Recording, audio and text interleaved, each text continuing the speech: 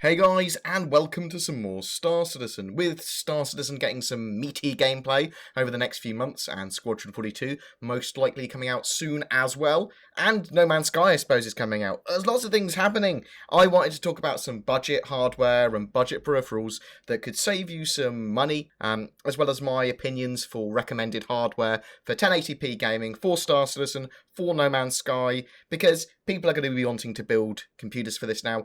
It's not often that you wait for a game to actually be released before you build a PC for it, and we're not likely to see much more hardware coming out between now and Squadron 42, although that said, we are going to see some new stuff from AMD. We're going to see those new Zen processors. So if people are really interested in that, maybe wait off a little tiny bit longer. But we'll talk about that in a second. Firstly, I wanted to talk about a mouse, the James Donkey. It is amazing, especially for its price. It's incredibly cheap. £8 or $10, and you can get it in white or black. If you need a second or spare mouse, this is the best choice I can recommend by far. I use it for LANs and when I'm away from my main setup. It's light, but not too light. If you've got big hands, it's not the most comfortable, and I can't recommend it for big-handed people. But for small and medium hands, yeah, it's great. It has 3 DPI settings as well, 2000, 1600, and 1000. It feels like a mid-range mouse. It's got 6 buttons, 2 of which are on the left side for thumbs.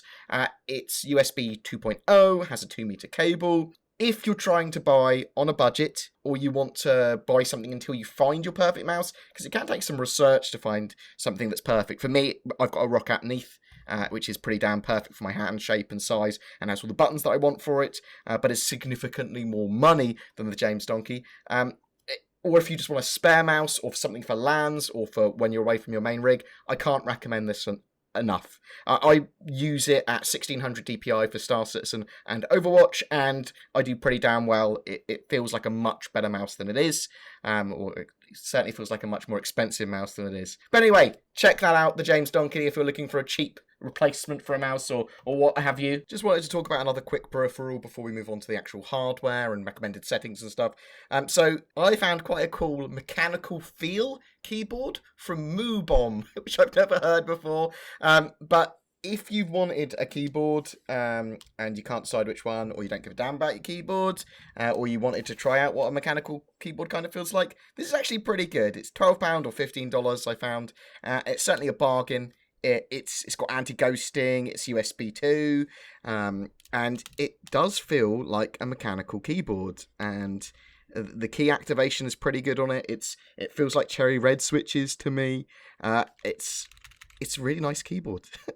It's surprisingly good, and for the price, it's great. It looks a little tacky. I mean, with the lights off, it's fine. It's got the big Moobom like logo, which people are like, what the hell is that? And like red LEDs on the version I've got, although it is available in different colours.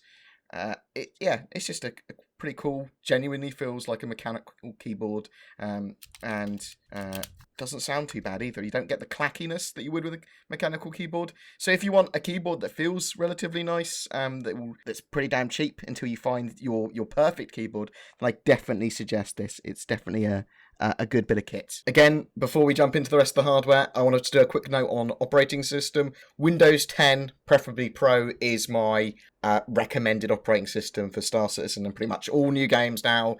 Windows 10 is now much more widely supported, has optimized drivers.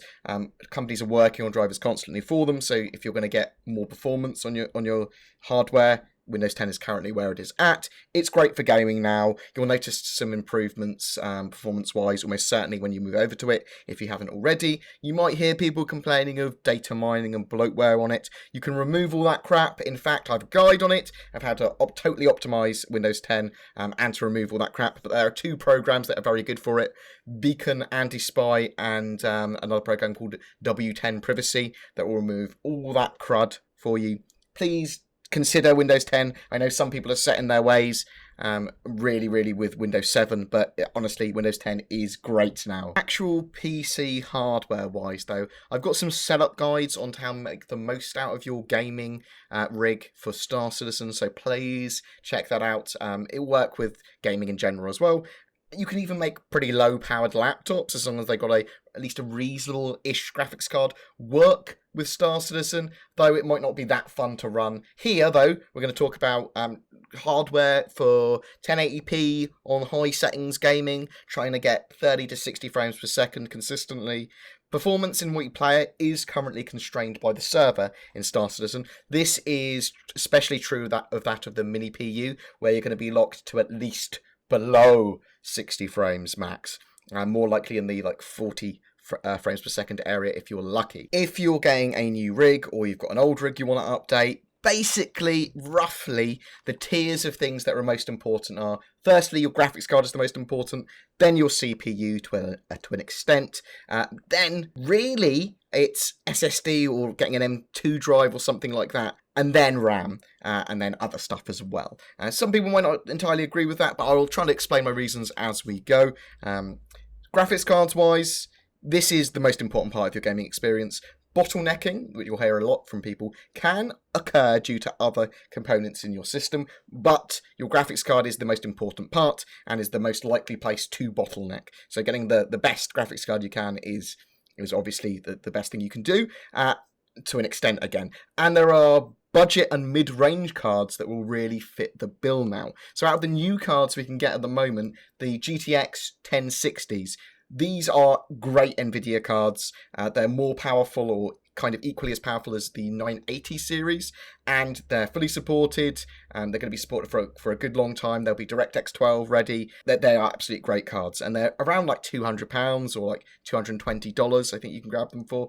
Similarly, the AMD RX 480s, they aren't as good in DirectX 11, it seems, from the tests that I've seen anyway, but they are powerful in DirectX 12, and they're pretty similar to the 1060s anyway.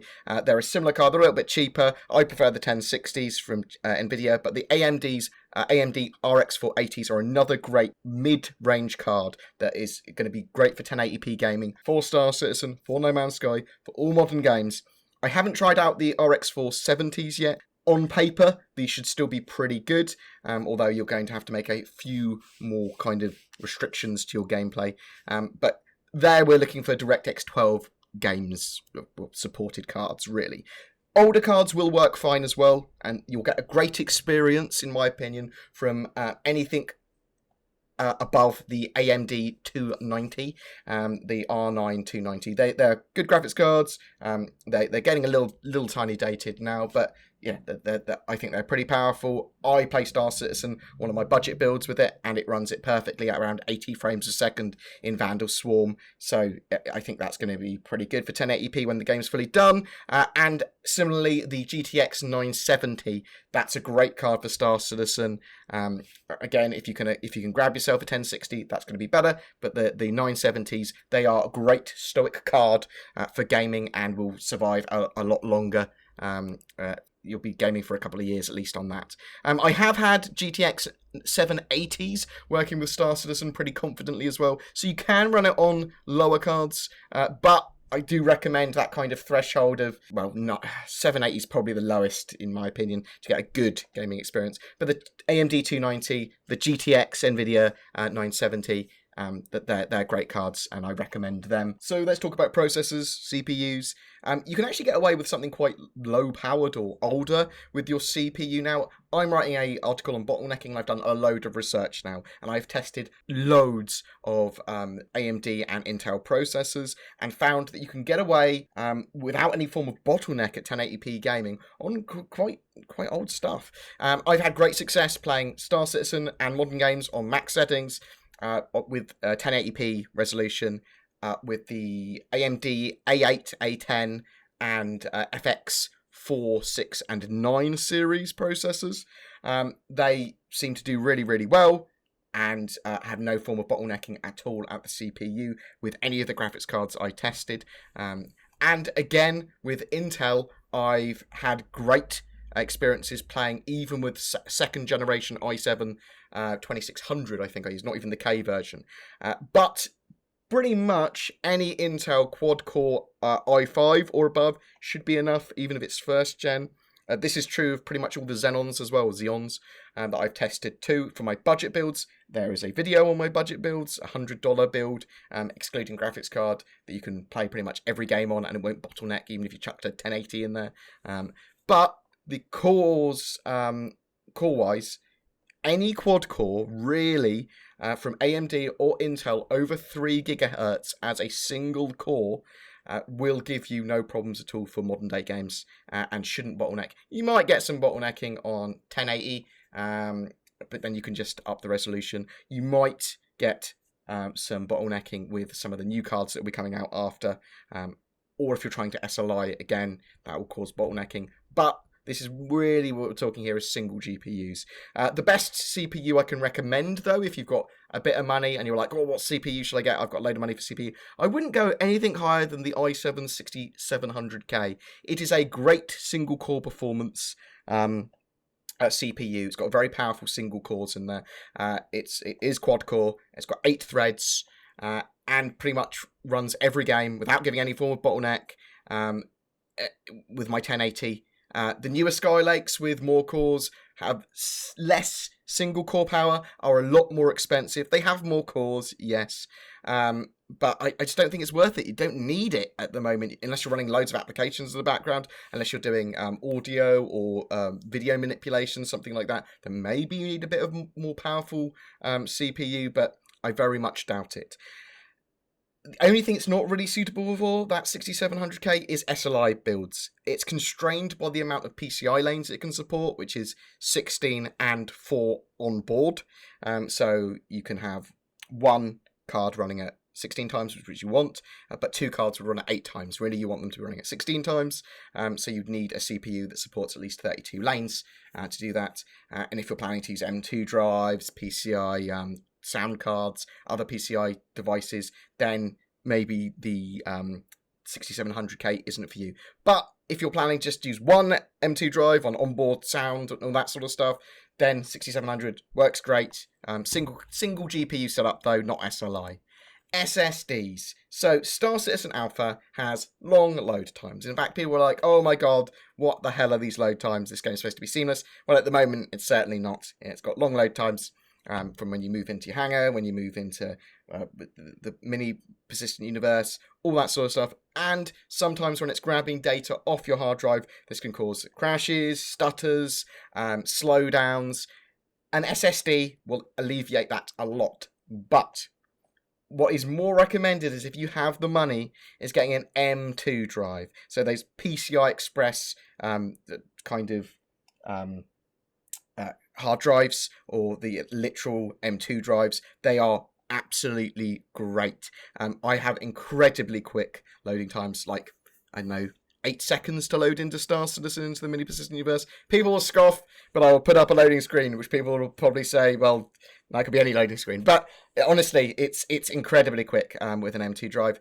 They are quite expensive, and Star Citizen will get optimized with its load times in the future, so that you don't need stuff like this to load in super quick. But at the moment, SSD, great for load times. M2 drives, amazing for loading times.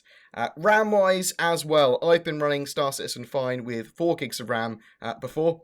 It works, no complaints, as long as you're not running anything else in the background. But really, you need at least 8 gigs of DDR3. Optimally, you want 16 gigs of DDR4 if your system supports it. RAM-wise, you don't need as much RAM as a lot of people think. For a lot of these games, your graphics card and processor is a lot more important. And to a lot of extent, SSDs, solid-state drives, M2 drives, that sort of stuff, they can actually do a lot more for you. But really, you want 8 gigs of RAM just in case, because you don't want to run out of RAM, because that will be a bad time. Towards the end of the year, we'll be getting some more AMD cards and CPUs, so bear that in mind if you are trying to build a computer now. You don't need to wait until Squadron 42 or Star Citizen's released to build a rig. If you want to get involved now in the development process, if you want to experience some high quality gaming now, there's a lot of cool games out there at the moment. You can build a relatively good budget rig. If you want to upgrade just a single component on your current PC, grab yourself a 1060 I think that's a absolutely great kind of investment. As long as you haven't got anything better than a 970 already.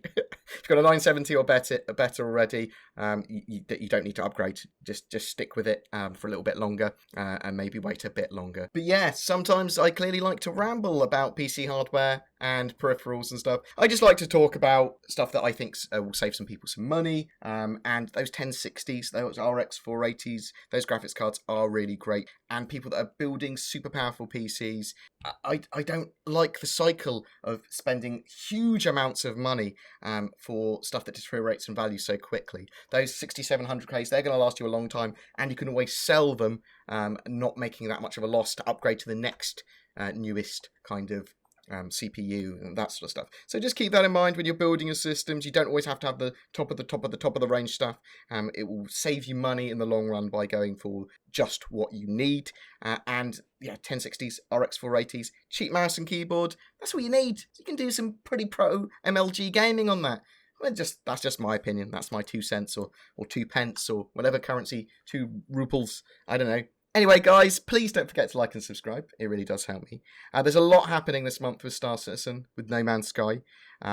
If you would like to win a copy of No Man's Sky, please comment on any of our No Man's Sky videos, of which there's, I think, 1 at the moment, so you'll have to find that.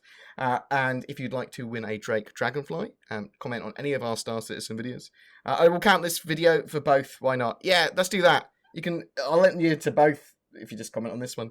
But please tell me what setup you got for Star Citizen. Are you waiting to build a PC? Have you got a really pro MLG keyboard and mouse?